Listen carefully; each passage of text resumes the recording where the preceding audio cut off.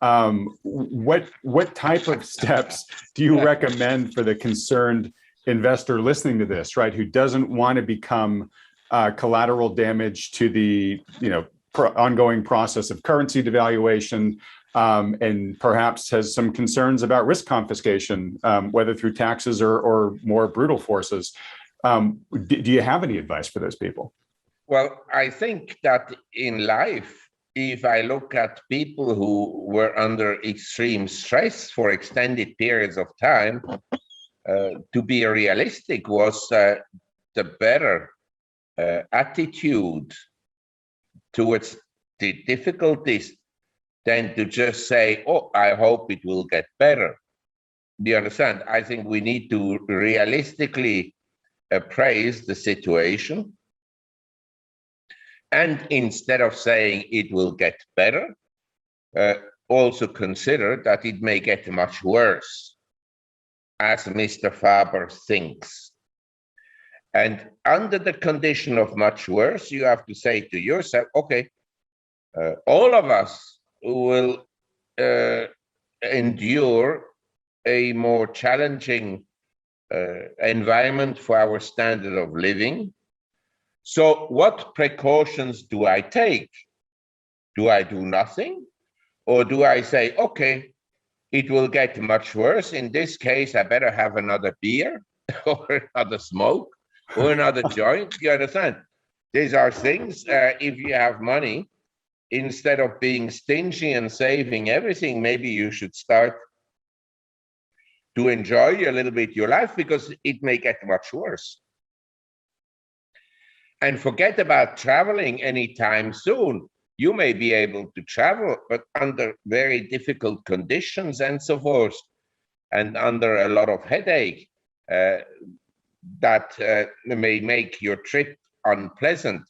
So I would say, financially, I'm of course in favor of owning precious metals. That there's no question about it, that precious metals are an avenue to maintain your purchasing power.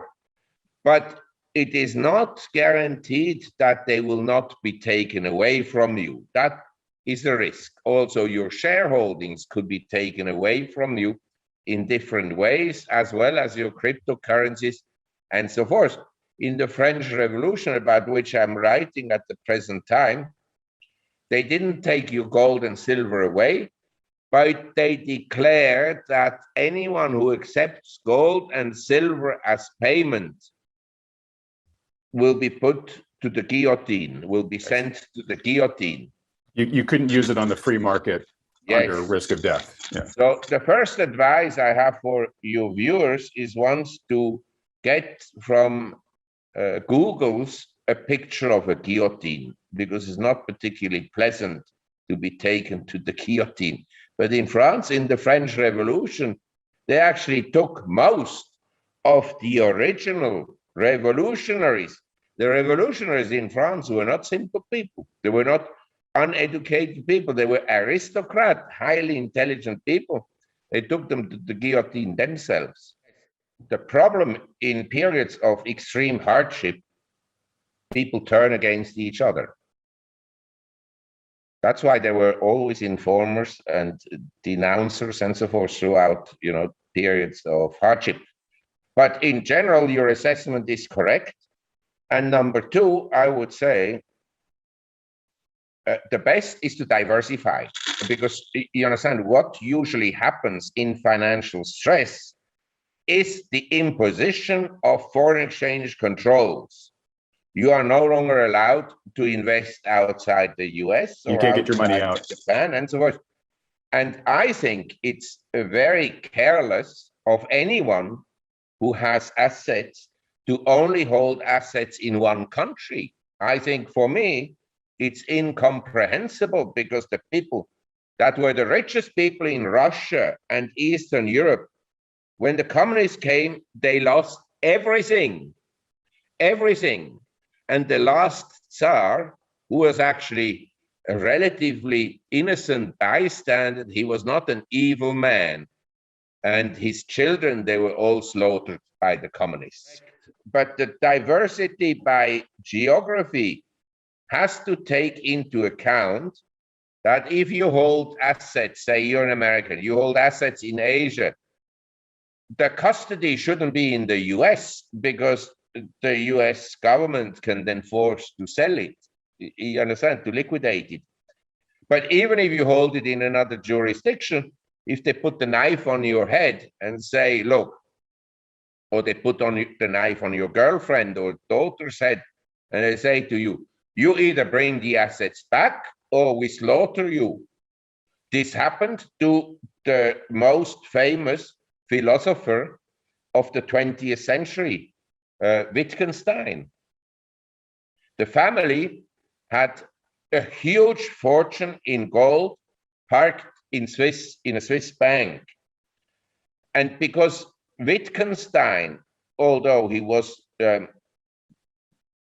Catholic, okay? He was buried as a Catholic, but by blood, he was 3/4 Jewish. And the Hitler regime, they came to the family and said, either we send you to a nice country club camp where labor is required, or you give back the gold that you have overseas. The Wittgenstein family was pre-German Reich in the Austrian-Hungarian Empire, the wealthiest family, built on steel. So I'm just telling you, the governments are evil. And when I look at your politicians in the US, I only see evil and greedy people. They don't care about the people. They couldn't care less. They care about themselves, how much money they can extract out of the system. The budget in America, the government expenditures are $4 trillion a year. Every government, the most honest steals 5%, the most dishonest 100%. The US is somewhere in between. So even if they steal 10% in the US on 4 trillion, it's $400 billion that they steal. Because in Europe, if I can get companies with a dividend of 3-4% and the cash has a negative yield, then the companies with a 3-4% yield over 10 years will go up by 30% if everything stays more or less the same, whereas cash will lose value. Anyway, and I have also precious metals that I said, real estate, stocks, and some bonds. I have high yield bonds in emerging economies. I wouldn't put everything in precious metals because if we look at the performance of assets over very long periods of time, stocks have tended to outperform precious metals. But my concern is that one day the government will come and say, well, Mr. Faber, first of all, maybe you have too many assets. We need to take something away from you. So we'll take 50%. And number two, Mr. Faber, I think it would be good to send you to a re-education camp, you know, so that you can be in peace and rethink the world according to our socialist ideologies. And so the government, the government, you may look at me with big eyes about sending people to camps. Well, they already closed your business. They closed. Millions of people in the world lost their small shop, lost their hairdresser salon, the tattoo salon, everything. These were small entrepreneurs that don't have a lot of capital behind them. And so they lost their jobs. They lost their businesses.